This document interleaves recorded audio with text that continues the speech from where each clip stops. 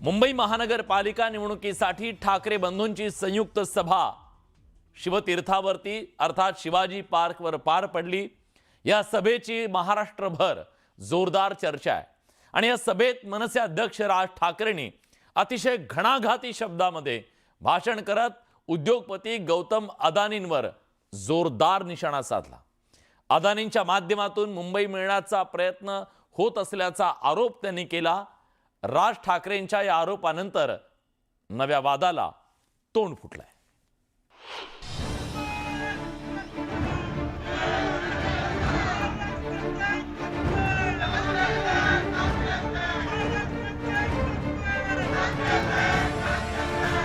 जगामध्ये असा एकही माणूस नसेल जो 10 वर्षामध्ये इतका श्रीमंत झाला।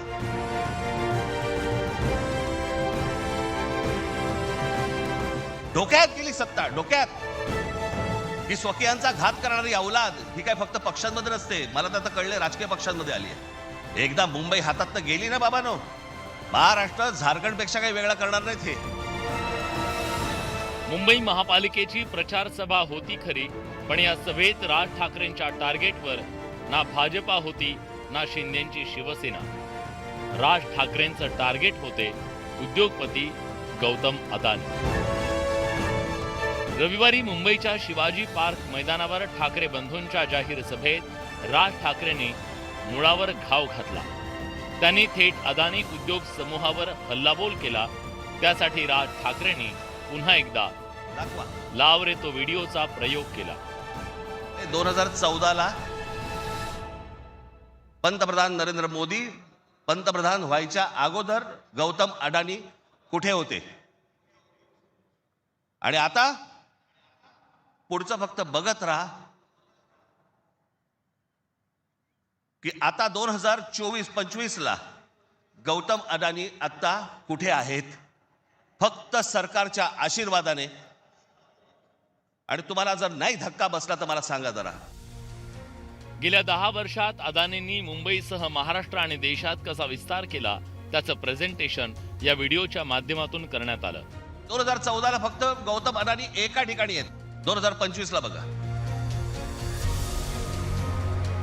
हा संपूर्ण विमानतळ विकायला काढणार। या शिवाजी पार्क मैदान एवढी जवळपास 50 ते 60 शिवाजी पार्क मैदान बसतील एवढा प्लॉट आहे तो, धारावीला लागून। अशी नाही ना मुंबई आम्हाला मिळवत आहेत, आम्ही बदा पैसे होतो, जमिनी विकत घेतो, जमिनी सगळ्या काढून घेतो आणि इकडच्यांचं काय घेऊन बसलोय आपण। या सरकारमध्ये बसलेत त्यांचं ते काहीतरी करू शकतात का? काहीच नाही करू शकत।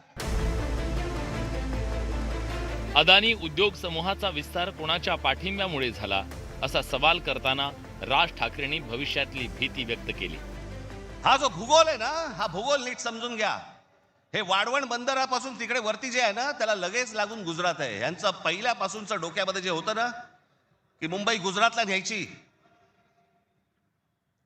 मग मुंबई गुजरातला न्यायची असेल तर काय करायला लागेल? पालघर जिल्हा ताब्यात घ्यायला लागेल, ठाणे जिल्ह्याचा भाग ताब्यात घ्यायला लागेल, या MMR रिजनचा भाग ताब्यात घ्यायला लागेल, तर मुंबईपर्यंत पोहोचता येईल। माणसं पहिली बदा तिकडे टाका, त्यांचे मतदारसंघ फोडा, मराठी माणसांना फोडा, हे मतदारसंघ ताब्यात घ्या आणि त्याच्यानंतर सांगा अरे खासदार तर आमचाच, आमदार तर आमचाच, नगरसेवक पण आमचाच, महानगरपालिका ही आमच्या हातात। हे सगळं करून मुंबई गुजरातला कशी जोडता येईल याच्यासाठीचे हे सगळे लॉंग टर्म प्लॅन सगळे सुरू आहेत आणि आम्ही बेसावत। राज ठाकरेंच्या या आरोपांवरून आता चांगलंच राजकारण पेटलंय।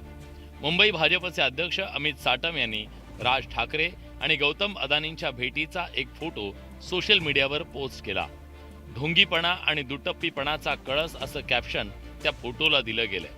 तर मंत्री नितेश राणेंनीही सोशल मीडियावर पोस्ट करत ठाकरे बंधूंवर निशाणा साधला। ठाकरेंना अदानी चालत नाही, पण चंगेज, मुलतानी आणि जोहरान ममदानी चालतो। मुंबईकरांनी सावध राहिलं पाहिजे। काँग्रेसचे चिमणबाई, मी चुकत नसेल तर तिथले चिमणबाई यांनी पहिलं पोर्ट अदानीला दिलं। हे काँग्रेस विरोधात बोलायला तयार नाहीत का? महाराष्ट्रामध्ये सर्वात पहिला विजेचा प्रकल्प किंवा व्यावसायिक प्रकल्प अदानींना शरद पवारांच्या काळात दिला गेला। हे शरद पवारांच्या विरोधात का बोलत नाहीत? महाराष्ट्रात पायघड्या शरद पवारांच्या सरकारच्या काळात अदानींना घातल्या, हे यांना चांगलं, आणि म्हणून ही बनवाबनवी आहे. मोदी आणि भाजपवर केलेल्या आरोपानंतर महायुतीतल्या शिवसेनेनंही पुढे येत ठाकरे बंधूंना कोंडीत पकडण्याचा प्रयत्न केला. आपण ज्यांना आपले मार्गदर्शक समजता ते आदरणीय शरद पवार साहेब हे त्यांच्या सायन्स आणि टेक्नॉलॉजी पार्कच्या उद्घाटनासाठी अदानींना बारामतीमध्ये बोलावतात. सभांमधून उद्योगपतींच्या वरती टीका करायची आणि उद्योगपतींच्या सोबत ज्यांचे मधुर संबंध आहेत अशा पक्षांच्या सोबत युती करायची, याला दुतोंडी गांडुळासारखं वागणं म्हणायचं का काय म्हणायचं? मुंबई महापालिकेच्या निवडणुकीत राज ठाकरेंनी गौतम अदानींना टार्गेट करून एकाच दगडात दोन पक्षी मारले. एकीकडे त्यांनी अदानी समूहावरच्या सरकारच्या विशेष मेहरबानीवरचा पडदा हटवला, तर दुसरीकडे अदानींना दिल्या जात असलेल्या जमिनींच्या मुद्द्यावर बोट ठेवलं. राज ठाकरेंनी मराठी माणसाच्या स्वाभिमानावर फुंकर मारण्याचा प्रयत्न केला. Bureau report, news 18 Marathi.